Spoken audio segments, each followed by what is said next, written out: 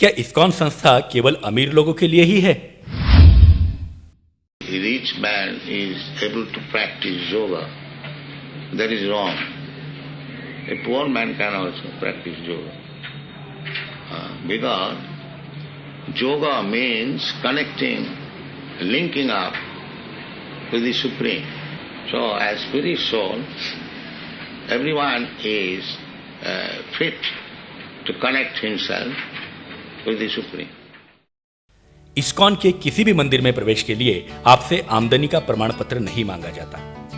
सभी इस्कॉन के मंदिर सभी के प्रवेश के लिए और वहां की आध्यात्मिक सुविधाओं का लाभ उठाने के लिए हमेशा खुले होते हैं।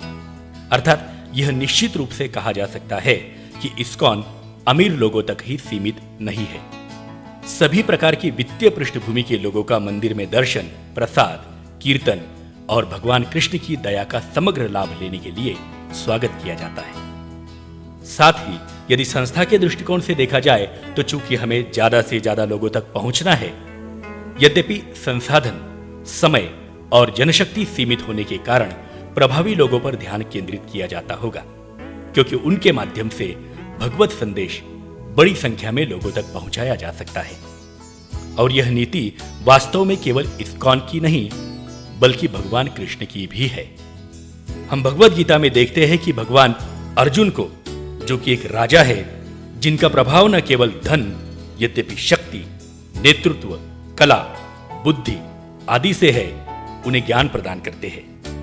भगवान कहते भी है कि एवं परंपरा प्राप्त, यह ज्ञान परंपरा में पुण्यात्मा राजाओं को दिया गया है। और राजा यदि भगवत चेतना में रहता है तो यह ज्ञान राजा द्वारा जनसामान्य तक पहुंचाया जा सकता है।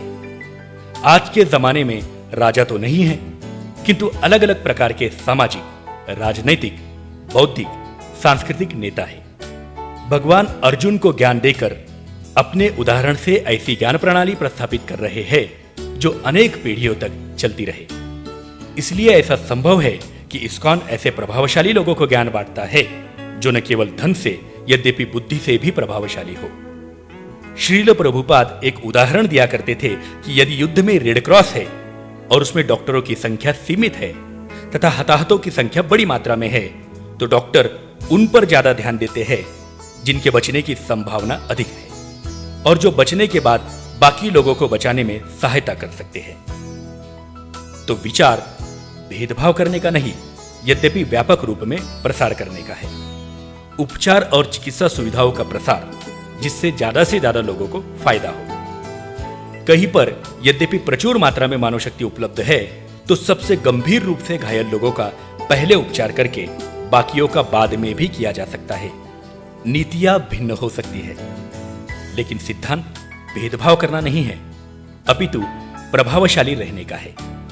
इसके साथ ही इस्कॉन का एक प्रकल्प है फूड फॉर लाइफ, जिसमें भक्त आपदाओं से ग्रस्त लोगों की सहायता के लिए जाते हैं और जो लोग अत्यंत गरीब और अत्यंत पीड़ित हैं उन्हें राहत दिलाते हैं। तो निश्चित रूप से इस्कॉन संस्था केवल अमीरों के लिए ही नहीं अपितु पूरी मानव जाति के लिए है। आर्थिक दुर्बल पृष्ठभूमि से भी यदि कोई व्यक्ति आ रहा है और वह तत्व को समझने में तथा उसे अपने जीवन में लागू करने के लिए प्रामाणिक है, तो उसे भी अपनी आध्यात्मिक उन्नति के लिए जिन सुविधाओं की आवश्यकता है वह सुविधाएं यह आंदोलन प्रदान करता है। इसलिए केवल वित्तीय स्थिति के आधार पर कोई भी वंचित नहीं रह सकता।